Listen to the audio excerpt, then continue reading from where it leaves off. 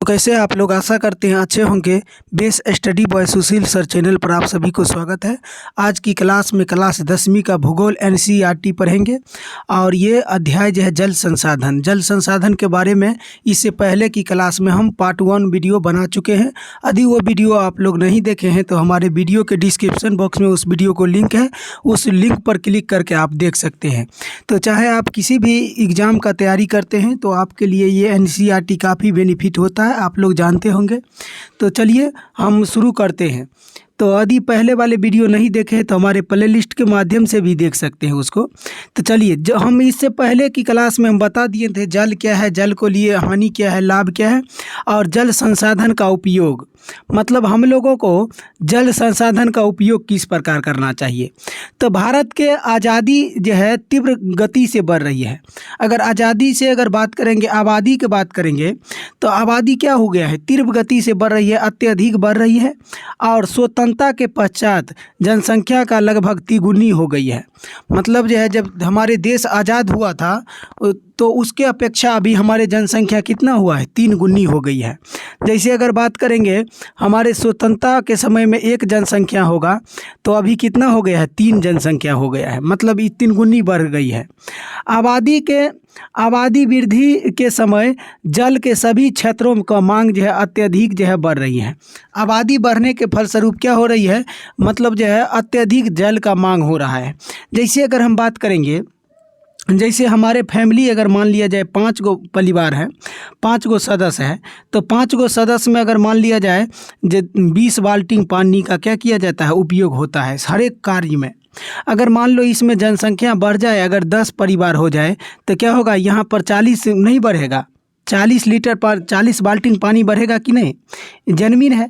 जब जनसंख्या बढ़ेगा तो उसको पानी का मांग भी अत्यधिक बढ़ जाएगा। जैसे पेयजल हो गया, सिंचाई हो गया, उद्योग जैसे उपकरणों में वृद्धि से जल का मांग काफ़ी जो है बढ़ गई है। 1991 में भारत के प्रति जो है व्यक्ति जल का उपलब्धता की बात करेंगे 5177 था, लेकिन घन मीटर थी। 2001 में वो 1829 घन मीटर प्रति व्यक्ति तक पहुंच गई।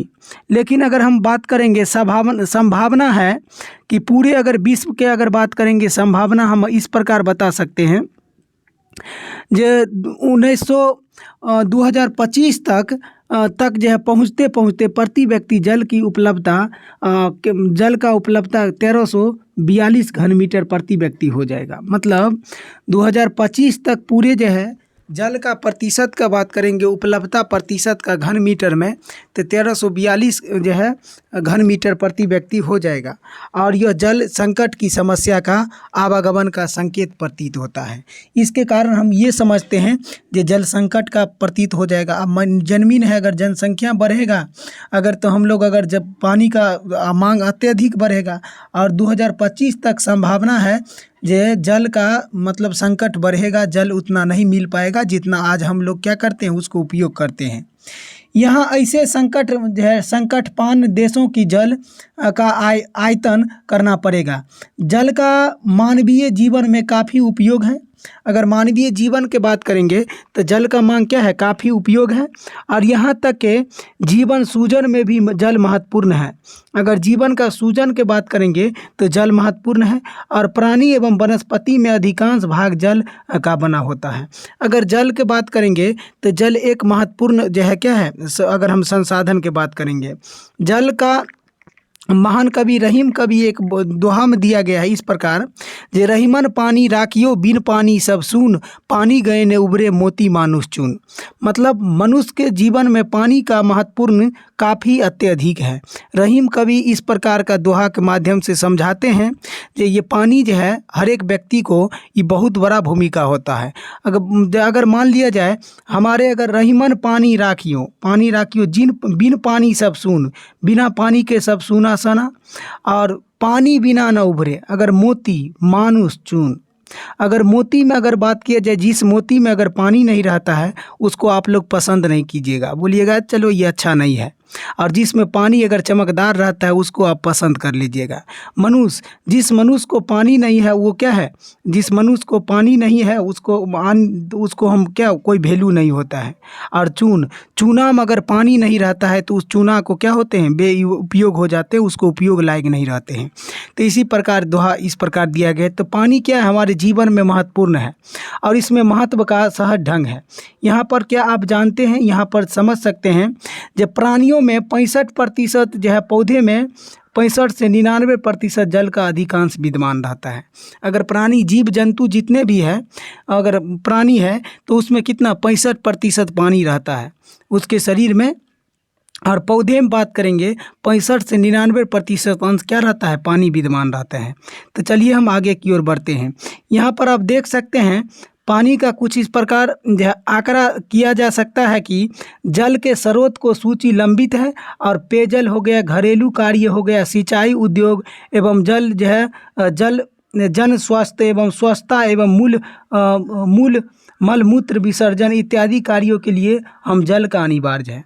हमारे दैनिक जीवन में अगर बात करेंगे, पेयजल हुआ, घरेलू कार्य हो गया, सिंचाई उद्योग हो गया, जैसे स्वास्थ्य संबंधित हो गया, और ये सब मलमूत्र विसर्जन के लिए, सब के लिए हम लोग को क्या जरूरी होते हैं, तो बोलिएगा पानी का जरूरी होते हैं।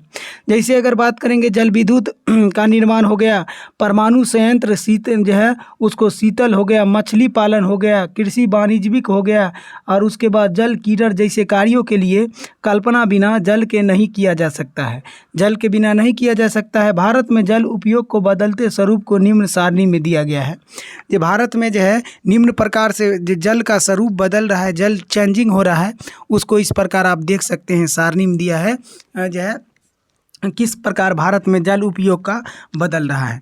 तो आप एक नज़र इस सारणी पर देख सकते हैं। यहाँ पर सारणी आप कुछ इस प्रकार है। यहाँ पर देखिए सारणी, तो उपयोग की बात करेंगे तो 1990 में घरेलू उद्योग में, अगर घरेलू उपयोग में बात करेंगे तो कितना 25 अरब घन मीटर हो गया था, और 2000 में कितना हो गया 33 अरब घन मीटर, 2010 में कितना हो गया 42 अरब घन मीटर, 25 में कितना हो गया 25 में 52 अरब घन मीटर, और 50 में कितना हो जाएगा ये 60 अरब घन मीटर, ये इतना तक होने का संभावना है। उसके बाद ये तो घरेलू कार्य में हो गया। सिंचाई कार्य में मनुष्य कितना पानी खर्च करता है, तो 1990 में कितना हो गया था 460 अरब घन मीटर। उसके बाद 2000 में कितना हो गया है ये 2000 में कितना हो गया है 356 अरब घन मीटर। उसके बाद 2010 में कितना हुआ है ये 653 घन मीटर।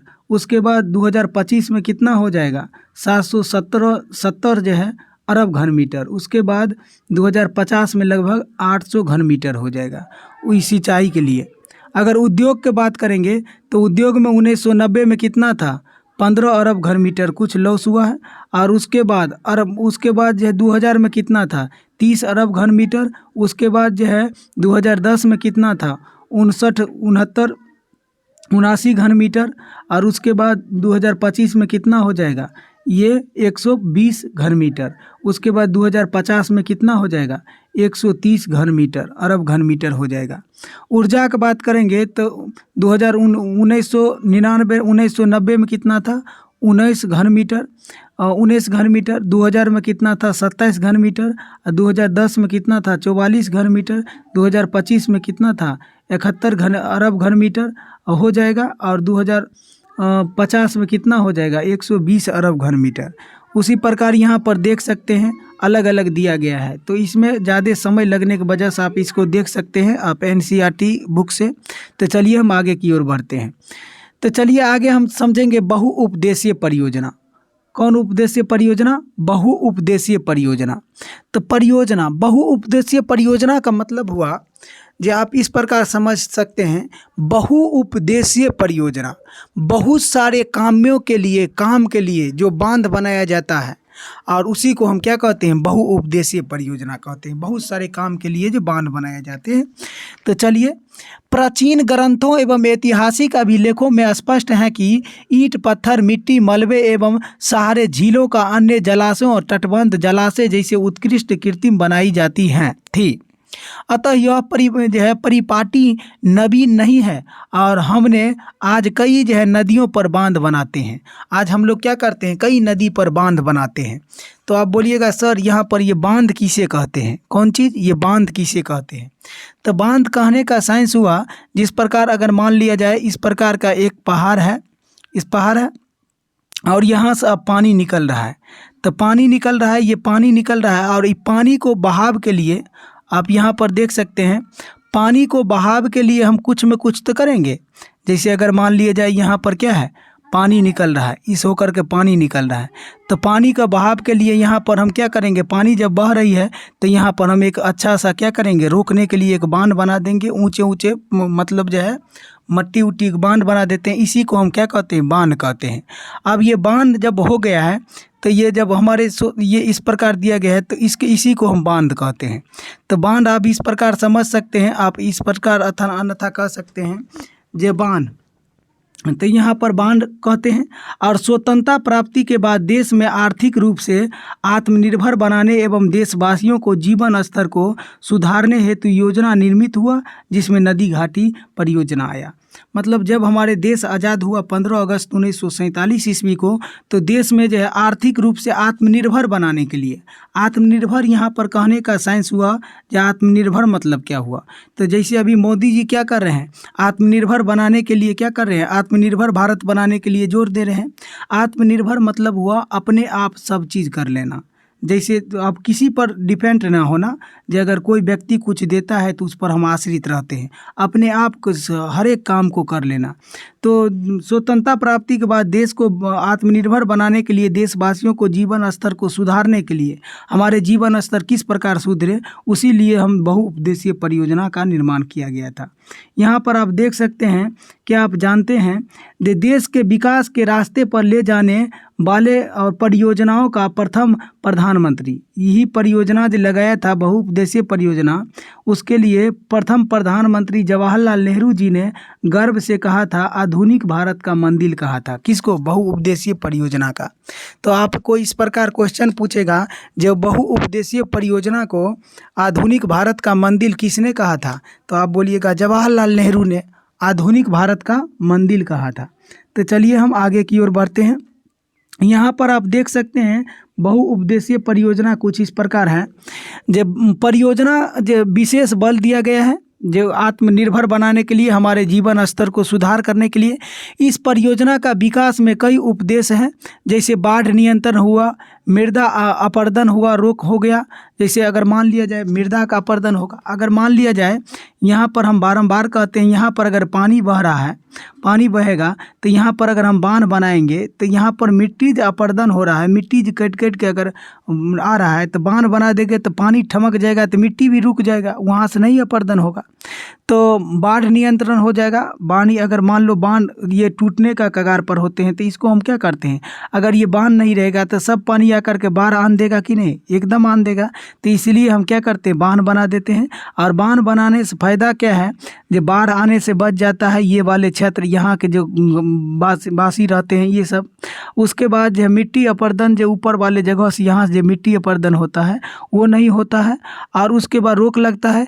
पेय एवं सिंचाई उद्योग जलापूर्ति कर लेते हैं और उसके बाद विद्युत उत्पादन कर लेते हैं। इसमें पानी से क्या करते हैं, विद्युत उत्पादन करते हैं टरबाइन लगा करके, और उसमें विद्युत उत्पादन कर लेते हैं। उद्योग को जलापूर्ति, परिवहन, मनोरंजन एवं वन्य जीव संरक्षण, जो वन्य जीव संरक्षण है, और मछली पालन हो गया, जल कृषि हो गया, पर्यटन आदि, इन अनेक उपदेशों के लिए पूर्ति के लिए संरक्षण नहीं नदी घाटी परियोजना द्वारा बहुउद्देशीय परियोजना के नाम से विभूषित किया गया है।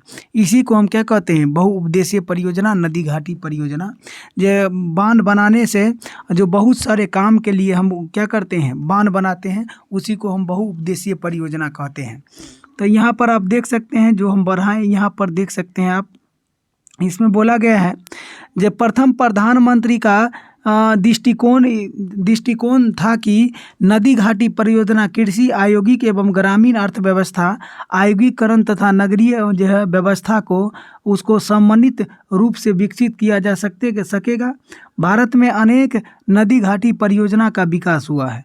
भारत में बहुत सारे नदी घाटी परियोजना का विकास हुआ है, जैसे भाखड़ा जो है, नागल परियोजना, हीराकुंड बांध हो गया, दामोदर हो गया, गोदावरी कृष्ण हो गया, स्वर्ण रेखा सोन परियोजना जैसे अनेक परियोजना भारत में बहुउद्देशीय परियोजना की सहायता हो गई है। मतलब बहुत सारे परियोजना क्या हो गया है, बहुत सारे हमारे भारत में विकास किया गया है। और गत कुछ वर्षों के बहुउद्देशीय परियोजना एवं बांध विरोध एवं पुनः निर्मित का कारण बनने का हो गया है। नदी में बांध लगाने में नदियों का प्राकृतिक प्रवाह अवरुद्ध हो जाते हैं। अगर नदी में बांध बनाते हैं तो उसको प्राकृतिक प्रवाह क्या होते हैं, अवरुद्ध हो जाते हैं, रुक जाते हैं, और जिससे तल पर अब उसको जो है अवसादीकरण तेज हो जाते हैं, अवसादीकरण बढ़ जाते हैं, और इसमें जो है तलछट जमाव में जलीय जीवों को साथ जो है उसको भोजन एवं प्रजनन तथा स्वास्थ्य वितरण में समस्या हो जाते हैं। जैसे अगर बात करेंगे यहाँ पर आप देख सकते हैं, जो अगर हम यहाँ पर क्या करेंगे, अगर यहाँ से पानी आ रहा है और यहाँ पर हम एक बांध बना देंगे, तो बांध बना देंगे तो ये पानी ठमक जाएगा, ये ऊपर तक पानी जाएगा, और पानी ठमकेगा तो क्या होगा, जल मृदा अपरदन रुक जाएगा, जल विद्युत उत्पन्न कर सकते हैं, बहुत सारे लाभ कर सकते हैं। लेकिन इसमें क्या होगा, जो पानी के दबाव होने के चलते यहाँ पर क्या होता है, चूना पत्थर हो जाएगा, मतलब पानी में, और चूना पत्थर हो जाने से जितने भी जीव जंतु होते हैं उसमें हानि के तौर पर उसको क्या होगा, प्रजनन में रुक जाएगा, प्रजनन उतना नहीं हो पाएगा, स्वस्थ जल नहीं मिल पाएगा। यही कहने के साइंस इस पर यहाँ पर है। तो आप देख सकते हैं यहाँ पर, देखिए आप, जो बहुउद्देशीय परियोजना साथ ही बाढ़ जैसे बीसी का भी उत्पन्न हो जाते हैं, और इतना ही नहीं वरना बाढ़ग्रस्त मैदानीय वनस्पति एवं मृदा प्लावित होकर अपघटन हो जाते हैं। तो नदी जो है, नर्मदा बचाओ आंदोलन, तो आप यहाँ पर देख सकते हैं नर्मदा बचाओ आंदोलन क्या है। तो टिहरी बांध आंदोलन जैसे अनेक जन विरोधी बहुउद्देशीय परियोजना का खामियां को उजागर करते हैं। टिहरी बांध परियोजना जो है बहुत सारे क्या है, खामियां का उजागर करते हैं। आमतौर पर अपने जमीन एवं आजीविका और संसाधन को लगाव पर जो है नियंत्रण को त्यागकरण जो है अनंतर उसको क्या किया जाना चाहिए, विस्थापित होना चाहिए। आप यहाँ पर देख सकते हैं, जो हम कह सकते हैं इस प्रकार जो हो सकते हैं, जिसके बदले में इन्हें न पर्याप्त मुआवजा मिलता है, न इसके पर्याप्त मुआवजा मिलते हैं, और न ही यह विस्थापित जो है होते हैं, और यह पश्चात पर इस परियोजना का ही लाभ पाते हैं, और इसका लाभ पूंजीपति एवं जो है जमींदार वर्गों के आवश्यक मिलता है, पूंजीपति और जमींदार वर्ग के आवश्यक मिलता है। और यह सच है कि सिंचाई की तुलना तो उसको सिंचाई की जो है सुलभता ने कई क्षेत्रों में सफल के प्रतिरूप को जो है परिवर्तन किया जाता है। यहाँ तक जल कृषि एवं वाणिज्यिक फसलों की जो है किसान जो है उसको आकृष्ट हुआ है, और यहाँ मृदाओं को लवणीकरण जैसे गंभीर समस्या का उत्पन्न हो गया है। मतलब मृदा में लवणीकरण का मतलब हुआ उत्पादन नहीं होना, लवणीकरण का उत्पन्न हो गए हैं इस कारण, और इस वजह से गरीब एवं भूमिहीन एवं भू स्वामित्व के मध्य सामाजिक खाई का निर्माण का प्रतीत होता है। और इस तरह के झगड़े अंतर्राष्ट्रीय स्तर पर उसको लगाते हुए लाभ एवं बंटवारे के दिन प्रतिदिन समस्याओं का उत्पन्न हो रहे हैं, दिन प्रतिदिन समस्या उत्पन्न हो रहे हैं। तो आप यहाँ पर ये देख सकते हैं, ये हम छोड़ दिए थे। तो बोल रहा है, क्या आप जानते हैं नर्मदा बचाओ आंदोलन एक गैर सरकारी संगठन था। नर्मदा बचाओ आंदोलन एक गैर सरकारी संगठन था, और सरकारी संगठन और जो स्थानीय लोगों को, किसान जैसे हो गया, पर्यावरणीय विवाद, मानव अधिकार कार्यकर्ताओं हो गया, गुजरात के नर्मदा नदी के सरदार सरोवर बांध के विरोध के लिए प्रेरित होता था। जो सरदार सरोवर परियोजना था उससे प्रेरित होता था। तो यहाँ पर आप देख सकते हैं, ये भारत में अलग अलग प्रकार से दिया गया है, जो कहाँ पर कैसे प्रमुख नदी का परियोजना, जो कहाँ कहाँ पर परियोजना दिया गया है, इस पर आप देख सकते हैं। आप NCERT बुक है तो चलिए हम आगे की ओर बढ़ते हैं। तो यहाँ पर आप देख सकते हैं जो अक्सर यह देखा जाता है कि नदी घाटी परियोजना द्वारा उसको जो है वांछित उपदेश के पूर्ति न करने पर वजह से विरोध एवं जो है आप आपत्ति उठाई जाती है, और इस बांधों का निर्माण बाढ़ नियंत्रण के लिए होता है। और उसमें जलाशय के तलछट जमाव हो जाते हैं। अगर बांध बनाते हैं तो तलछट नीचे में जब जम जाते हैं और इसमें स्थिति उत्पन्न हो जाते हैं, और अति वर्षा जल के बांध जो है नियंत्रण से बाहर हो जाते हैं। वर्ष 2007 में उत्तर बिहार में बाढ़ भीषिका का उसको मंजर आप देख सकते हैं और सुन सकते हैं, जो नेपाल स्थित जो है बैराज के द्वारा छोड़े गए जो है जल के अति विघटन हुआ है, और जिसमें जान माल के क्षति के साथ साथ जो भूमि निम्नीकरण के समस्या में इजाफा हुआ है। और ऐसा माना जाता है कि बहुउद्देशीय परियोजना के कारण भूकंप एवं संभावना बढ़ गई है, की संभावना बढ़ गई है। और इतना ही नहीं, बाढ़ में जल प्रदूषण और जल जनित बीमारी तथा फसलों की कीटाणु जनित बीमारी का उसको संक्रमणता बढ़ गई है। जो अगर बाढ़ नियंत्रण हुआ है तो क्या हुआ, बहुत सारे बीमारी उत्पन्न हो गया है, कीटाणु जैसे बीमारी हो गया है। तो अब हम समझते हैं जल संकट। तो अब ये जल जो है ह्रास होने में भी दिक्कत है, और जल संकट क्या है, तो यहाँ पर आप देख सकते हैं जल संकट क्या है। तो जल के अनुपलब्धता जल संकट के रूप में माना जाता है। मतलब जल के अनुपलब्धता, मतलब जल के अगर अत्यधिक उपलब्ध करेंगे, विदोहन करेंगे, मतलब जितना उपयोग होना चाहिए उतना उपयोग, आवश्यकता से अधिक उपयोग कर देंगे तो जल विदोहन कहलाता है। जैसे अगर मान लिया जाए हमारे पास अगर हम 1 बाल्टी पानी में नहा लेते हैं तो क्या हुआ, ठीक है, लेकिन उसके बदले में अगर हम 2 बाल्टी पानी से अगर 1 बाल्टी का दुरुपयोग कर दिए तो उसी को जल संकट का जो है बढ़ सकता है। तो पृथ्वी पर विशाल सागर होने पर जो है नवीकरणीय होने के बावजूद भी जल दुर्लभता का एक जटिल समस्या है। मतलब पृथ्वी पर ये जल क्या है, नवीकरणीय संसाधन होने के बावजूद। तो बोलिएगा सर नवीकरणीय संसाधन किसे कहते हैं, तो वैसे संसाधन जिसको एक बार उपयोग करने के बाद पुनः उपयोग कर लेते हैं उसी को हम नवीकरणीय संसाधन कहते हैं। तो जल भी क्या है, एक नवीकरणीय संसाधन है। इसको एक बार उपयोग कर लिए हैं तो पुनः उपयोग कर सकते हैं, लेकिन ये नवीकरणीय संसाधन के कारण होने के बावजूद भी इतना इसको दुरुपयोग किया हो गया है कि जल संकट का समस्या हो गया है। जल संकट के भाव उत्पन्न होने की उसको उसको जो है मानस पटल पर जो है सूखाग्रस्त एवं अनावृत क्षेत्र जो उपस्थित होने लगा है। और इस प्रकार आप चित्र में 3.4 में जल का संकट की स्थिति को आकलन किया जा सकता है। वर्षा में वार्षिक एवं मौसमिक परिवर्तन के कारण जल संसाधन का उपलब्ध के समय और साथ के विभिन्नताएं के बारे में देख सकते हैं। विभिन्नताएं इनकार नहीं कर सकते हैं। प्राय जल की कमी उसको अति शोषण एवं अति उपयोग एवं समाज के विविध वर्गों के जल की उसको जो है असमान वितरण से होता है। और आप जानते हैं कि किसी क्षेत्र में प्रभुत्व जल उपलब्धता के बावजूद वहाँ जल दुर्लभता प्राप्त हो जाते हैं।